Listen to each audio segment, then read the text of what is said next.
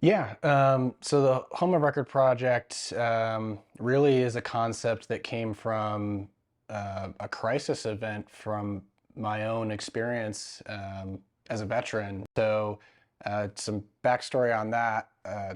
2021, I was diagnosed with stage 3 metastatic cancer, and after undergoing a lot of treatment, um, doctors started asking questions to the effect of, hey, this is a pretty aggressive cancer, like a little outside the norm. Is there anything you've been exposed to during your service? And I was like, oh, well, actually, burn pits. And then I was also in Japan after the Fukushima reactor melted down, and our naval weapons station was in that same bay. Um, so, yeah, a lot of exposures. Ultimately, that led to me getting that diagnosis.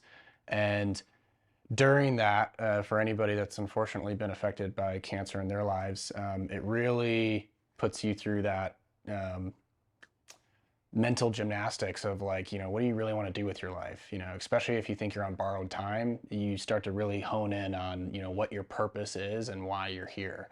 Um, Inadvertently going through that diagnosis, I ended up getting into real estate, just figuring out my own situation and how I was going to receive that treatment. Ended up moving back into Phoenix and getting a place in northern Phoenix.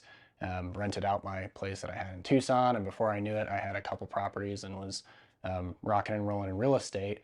With my knowledge in real estate and then wanting to do something now to help veterans that had gone through a similar crisis or were dealing with their own crisis, um, I decided that I could probably help in the housing space. I realized that there was this huge need in the housing space for assistance for veterans, and whether that's just navigating the eviction process to preventing that eviction through resources, um, also to include buying homes. There's a ton that goes into the space that we deal with, but that's really how that came together, where I decided I'll do something to help veterans be in that home and know that they have that like stable place that they can go back to, hence the name, the Home of Record project.